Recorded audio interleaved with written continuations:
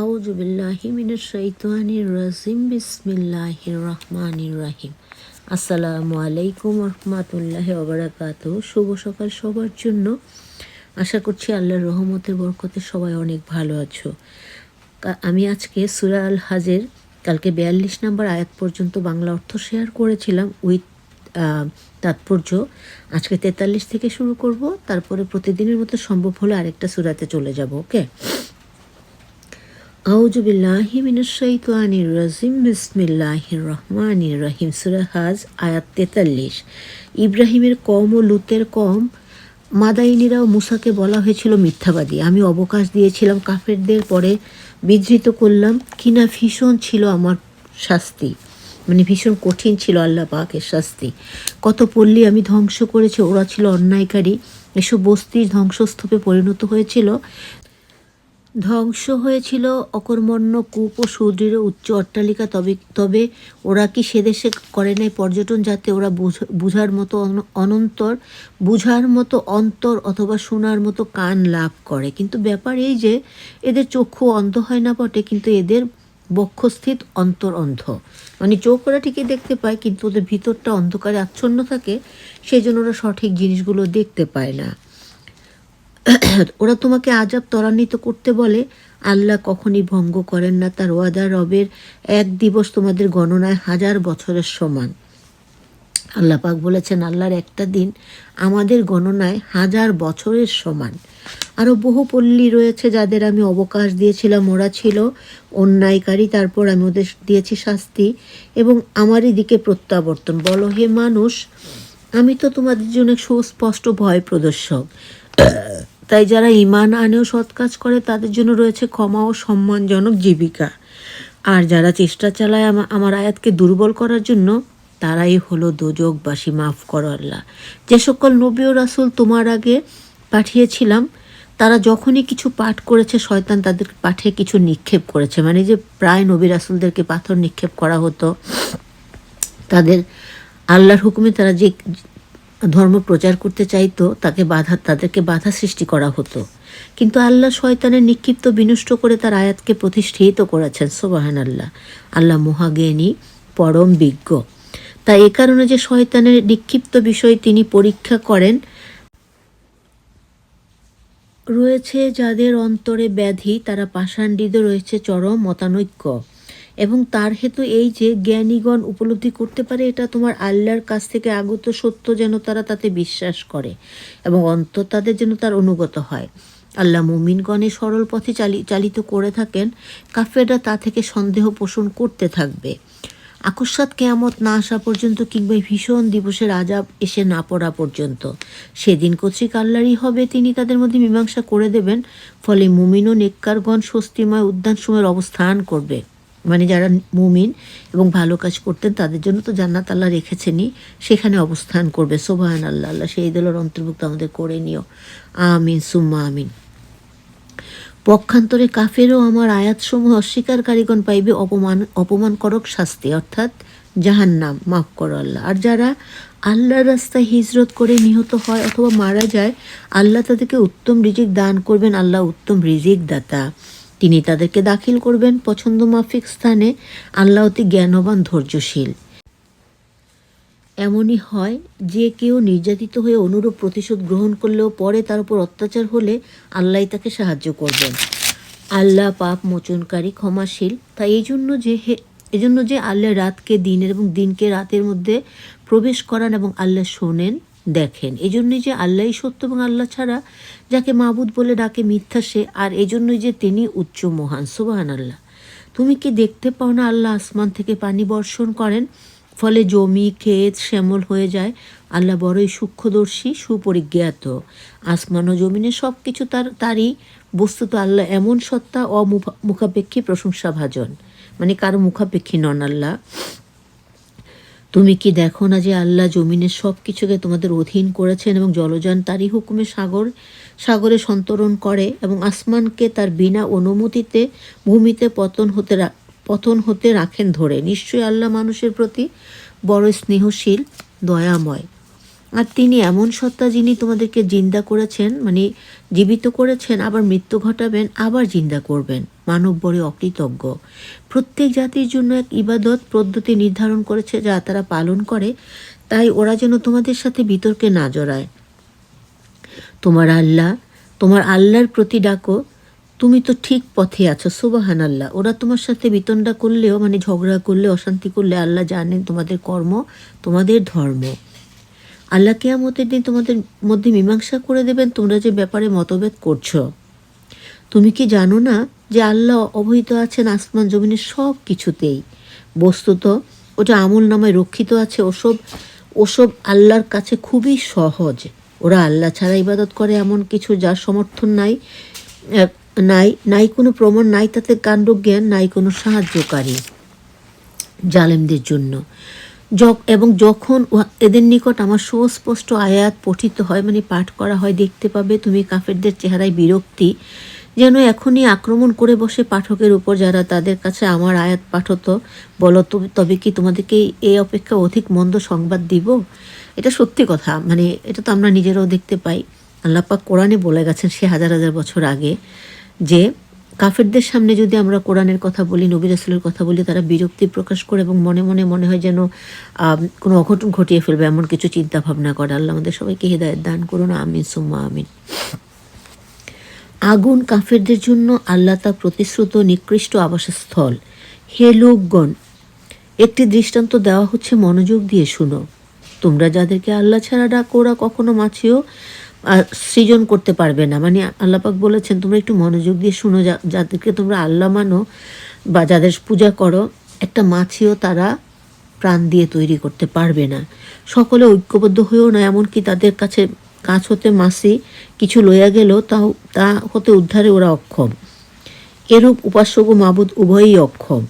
আল্লাহর যোগ্য সম্মান ওরা করে না। আল্লাহ শক্তিমান, প্রভাবশালী। আল্লাহ ফেরেশতা হতে সংবাদবাহক মনোনীত করেন এবং মানব হতেও আল্লাহ শ্রোতা, দ্রষ্টা, অর্থাৎ তিনি সব দেখেন এবং শোনেন। তিনি তাদের আগে এবং পিছনে যাবতীয় বিষয় জ্ঞাত বস্তুর সব ব্যাপারে তাদেরকে প্রত্যাবর্তন করবে। হে মুমিনগণ, তোমাদের রুকু সেজদা স্বীয় আল্লাহর ইবাদত ও সৎ কাজ করতে থাকো, যাতে হতে পারো সফল কাম। সেই তৌফিক আল্লাহ তুমি আমাদের সকল মুমিন মুসলমানদেরকে দান করো, আমিন সুম্মা আমিন।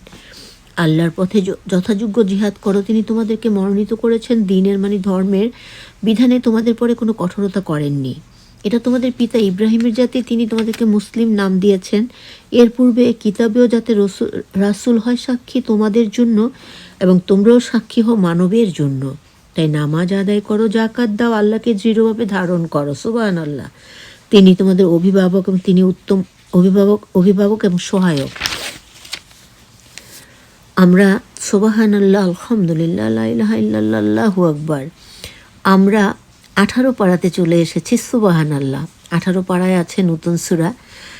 প্রথমে আমরা সূরাটির তাৎপর্য ব্যাখ্যা করব, তারপরে বাংলা অর্থে চলে যাব প্রতিদিনের মতো। সূরা মুমিনুন। মুমিন মানে কারা? মুমিন মানে মুসলিম, যারা আল্লাহ রাসূলকে বিশ্বাস করে সেভাবে জীবন ধারণ করার চেষ্টা করে, আমিন সুম্মা আমিন। সূরা মুমিনুন 23, মক্কি 74। এখানে আয়াত আছে 118টা, রুকু হলো 6টা। সূরা মুমিনুনের তাৎপর্য হলো এটি সফল মুমিনদের বৈশিষ্ট্য, তাদের পুরস্কারের বর্ণনা দেয়। যেখানে নামাজে খুশু, একাগ্রতা, অনর্থক কাজ থেকে বিমুখতা, যাকাত প্রদান, লজ্জাস্থানের হিফাজত, আমানত ও চুক্তির রক্ষা এবং নামাজের প্রতি যত্নশীল হওয়ার মতো গুণাবলী উল্লেখ করা হয়েছে, যা তাদের জান্নাতুল ফেরদৌসের অধিকারী করে তুলবে, এবং এটি মানুষের সৃষ্টি রহস্যের বর্ণনা দেওয়া হয়।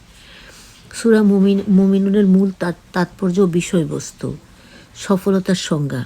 সূরাটি নিশ্চয়ই মুমিনগণ সফল হয়েছে আয়াত দিয়ে শুরু হয়, যা পার্থিব সাফল্যের ধারণাকে চ্যালেঞ্জ করে এবং আখিরাতের চিরস্থায়ী সাফল্যকে আসল সাফল্য হিসাবে তুলে ধরে, সুবহানাল্লাহ। সফল মুমিনের গুণাবলী। এই সূরা মুমিনের 7টি গুরুত্বপূর্ণ গুণের কথা বলে, যা তাদের জান্নাতুল ফেরদৌসের উত্তরাধিকারী করবে। নামাজে একাগ্রচিত্ত, অর্থাৎ খুশু থাকা, অনর্থক কাজ থেকে বিরত থাকা, যাকাত প্রদানে সক্রিয় থাকা, লজ্জাস্থান সংরক্ষণ করা, আমানত ও আদা রক্ষা করা, নামাজের প্রতি যত্নবান হওয়া, সুবহানাল্লাহ। সৃষ্টির রহস্য।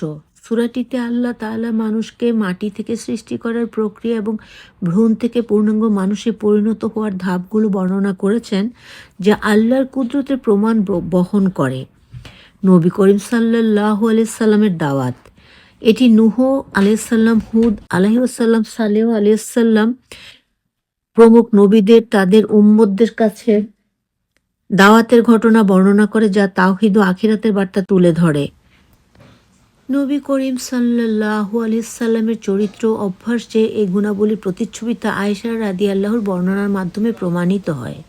সামগ্রিক তাৎপর্য: সূরা মুমিনুন মুমিনদেরকে আল্লাহমুখী জীবনযাপনের আহ্বান জানায়, সঠিক পথে পরিচালিত করে এবং আল্লাহর কাছে চিরস্থায়ী পুরস্কারের সুসংবাদ দেয়। সুবহানাল্লাহ, আলহামদুলিল্লাহ, লা ইলাহা ইল্লাল্লাহ, আল্লাহু আকবার।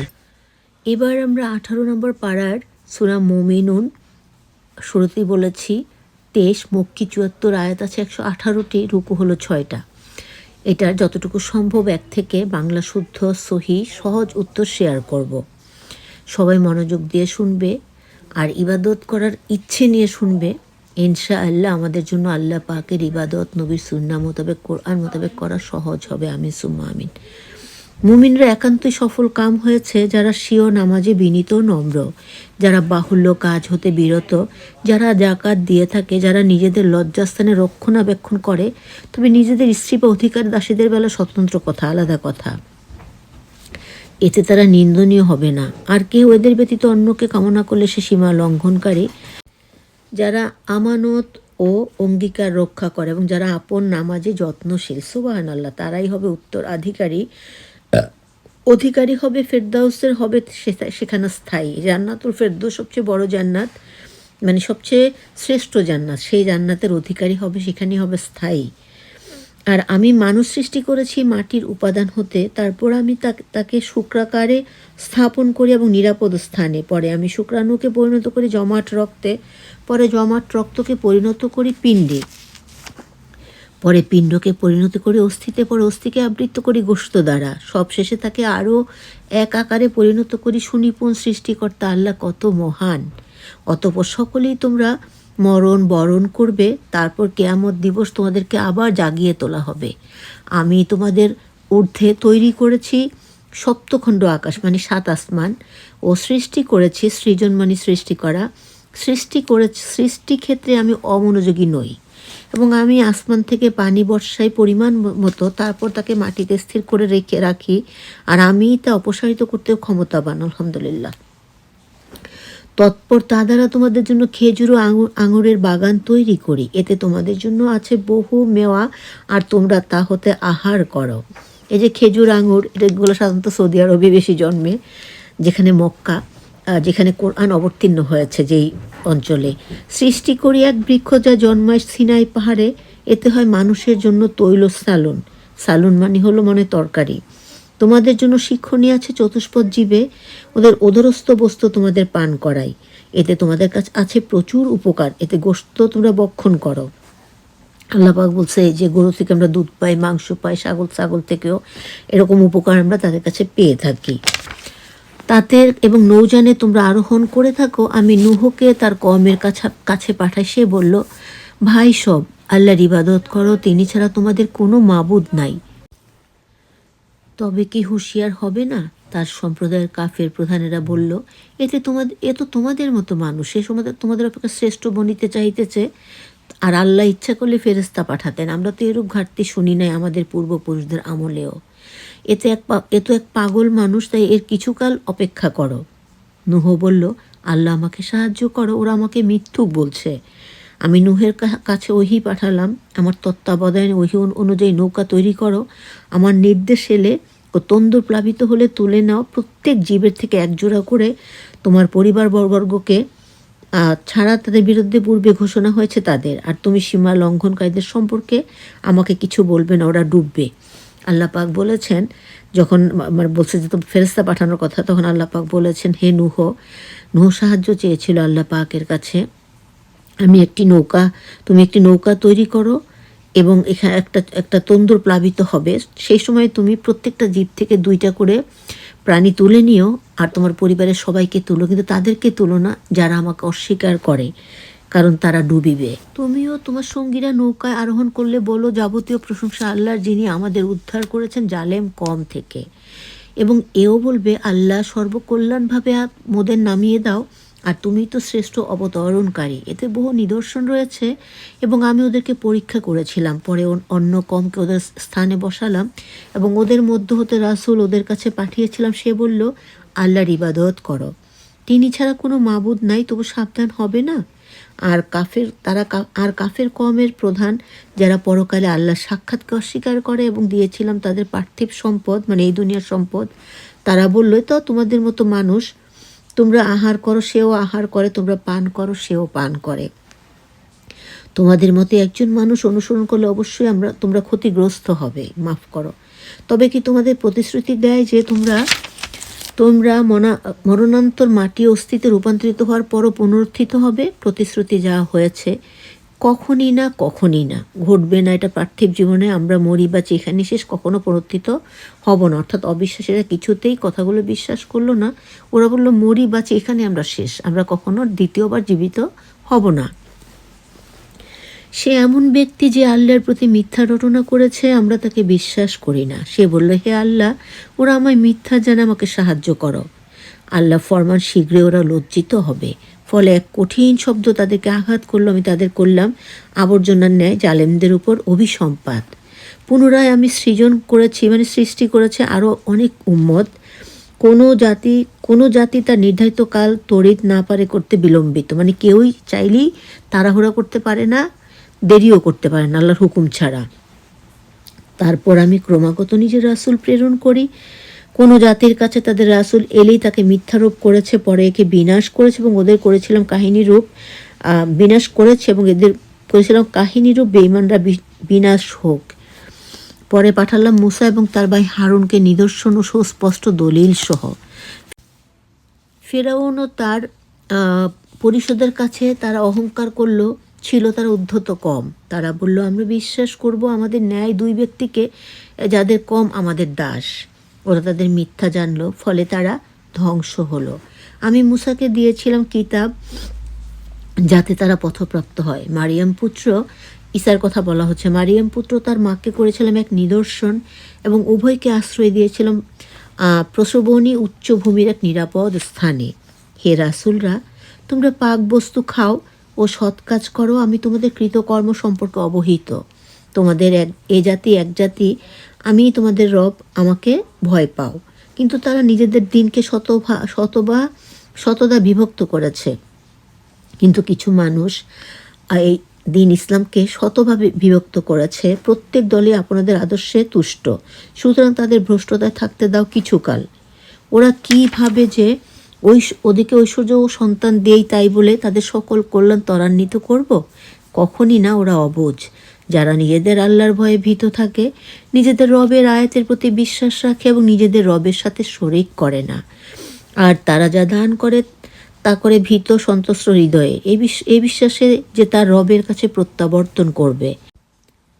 তারা এই সত্তর সম্পাদন করে মঙ্গল কাজ, এতে তারা অগ্রণী। মানে যারা আল্লাহকে বিশ্বাস করে, নবীকে বিশ্বাস করে, মানে নবীদেরকে বিশ্বাস করে, তারা মঙ্গল কাজ করে এবং তারাই সবার আগে রয়েছে আল্লাহর দৃষ্টিতে। সাধ্যের বাইরে কারো উপর বোঝা চাপানো আমার কাজ নয়। আমার কাছে এক কিতাব যা প্রকৃত সাক্ষ্য দেয়, তারা অবিবেচিত হয় না, মাফ করো আল্লাহ। বরং এই বিষয়ে তাদের অন্তর কালিমাচ্ছন্ন। এছাড়া আরও আপত্তিকর কাজ আছে যা তারা করে। যতক্ষণ না আমি ওই ধৈর্যশীলদের শাস্তি দ্বারা আঘাত করি, তাই তারা আত্মচিৎকার করে। বলা হবে, আজ আত্মচিৎকার করো না, এতে কোনো সাহায্য পাবে না। আমার আয়াত তো তোমাদের কাছে পাঠ করা হতো, কিন্তু তোমরা পড়তে দূরে সরে সদব্যে এ বিষয়ে যা তা বকতে। তবে কি ওরা এই বাণী সম্পর্কে বিশ্বাস রাখে না? ওদের কাছে এমন কিছু এসেছে যা ওদের পিতৃপুরুষদের কাছে আসে নাই, কিংবা ওরা শিও রাসূলকে জানে না বিধায় তাকে অস্বীকার করে, অথবা ওরা কি বলে সে পাগল। বরং সে ওদের কাছে সত্য পৌঁছিয়েছে এবং ওদের অধিকাংশই বিতৃষ্ণ। মানে নবী রাসূলরা সত্যবাণীগুলো নিয়ে এসেছিলেন যুগে যুগে, কিন্তু ওরা কিছু মানুষ এগুলো শুনেনি, ওরা এগুলো বিরক্তির সাথে গ্রহণ করত। সত্য ওদের খেয়াল খুশি মতো হলে আকাশ পৃথিবী তন্মধ্যে সবের ব্যবস্থা বিশৃঙ্খল হতো। বরং ওদের দিয়েছে নসিহত, কিন্তু ওরা নসিহত থেকে বিমুখ হয়। অথবা ওদের কাছে তুমি কি কোনো উজরত চাও? তোমাদের রবের উজরতি উত্তম, তিনি উত্তম রিজিক দাতা। সুবহানাল্লাহ। তোমাদেরকে সোজা পথের দিকে ডাকছ, এবং যারা পরকালে অবিশ্বাসী তারা সোজা পথ থেকে বিচ্যুত। তাদের প্রতি আমি করুণা করলে এবং ওদের দুঃখ কষ্ট দূর করলে ওরা অবাধ্যতায় পথ হারার ন্যায় ঘুরপাক খেতে থাকে। ওদের আযাবে বিধৃত করলাম, ওরা আল্লাহর প্রতি ঝুঁকলো না, করলো না কাতর মোনাজাত। আমি ওদের ক্ষমা আর কি। যখন আমি ওদের প্রতি কঠিন শাস্তির দুয়ার খুলে দিলাম তখনই ওরা নিরাশ হয়ে পড়ে। তিনি তোমাদের কর্ণ কান, চোখ এবং অন্তঃকরণ দিয়েছেন, তোমরা সামান্যই কৃতজ্ঞ। তিনি পৃথিবীতে তোমাদেরকে ছড়িয়েছেন, তার কাছে তোমাদের একত্রিত করা হবে। তিনি জীবন ও মৃত্যু দান করেন, তারই হুকুমে রাত দিনের পরিবর্তন ঘটে। তবুও কে বুঝবে না?